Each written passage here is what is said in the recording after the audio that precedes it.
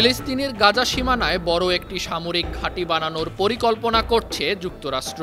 মঙ্গলবার ইসরায়েলি অনুসন্ধানী সংবাদ মাধ্যম শরিম জানিয়েছে, এই ঘাঁটি নির্মাণে প্রায় $50 কোটি বা ৬,০০০ কোটি টাকা খরচ হবে। মার্কিন সরকার এই ঘাঁটিতে ১,০০০-এর বেশি সেনা ও ভারী অস্ত্র রাখতে চায়।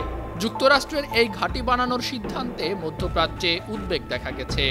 অনেকেই ধারণা করছেন, ইসরায়েলকে সাহায্য করতে এটি যুক্তরাষ্ট্রের নতুন আগ্রাসনের ইঙ্গিত।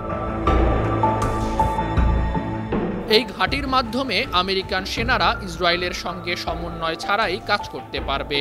ঘাঁটির সম্ভাব্য স্থান নির্ধারণে গেল সপ্তাহে ইসরায়েলের সেনাবাহিনীর সঙ্গে আমেরিকার একটি প্রতিনিধি দল আলোচনাও করেছে। বিশ্লেষকরা ধারণা করছেন, গাজায় ইসরায়েলি গণহত্যা করে বৈশ্বিক ক্ষোভ ও চাপ সামলাতে আমেরিকার মাধ্যমে উদ্দেশ্য হাসিলের চেষ্টা করছে ইসরায়েল। ফিলিস্তিনি কর্মকর্তারা বলেছেন, এমন পদক্ষেপ দখলদারিত্বের নতুন কৌশল, এক দখলদারিত্বকে অন্য দখলদারিত্ব দিয়ে প্রতিস্থাপন করার প্রচেষ্টা। ইসরায়েলি সেনাদের জায়গায় বিদেশি সৈন্যদের বসানো।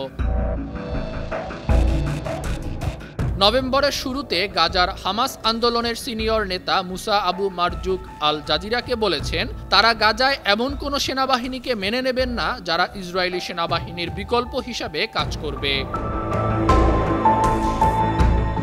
আগে ওয়াশিংটন জাতিসংঘ নিরাপত্তা পরিষদে একটা খসড়া প্রস্তাব এনেছিল। প্রস্তাব অনুযায়ী যুক্তরাষ্ট্র, তুরস্ক, কাতার ও মিশরের নেতৃত্বে একটি বাহিনী গঠিত হওয়ার কথা। ওই বাহিনী 2 বছর গাজায় অবস্থান করবে। এসব পরিকল্পনার বাস্তবায়ন করে মার্কিন ঘাঁটি স্থাপনের খবরে উদ্বেগ আরও বেড়েছে। আন্তর্জাতিক ডেস্ক, বান টিভি।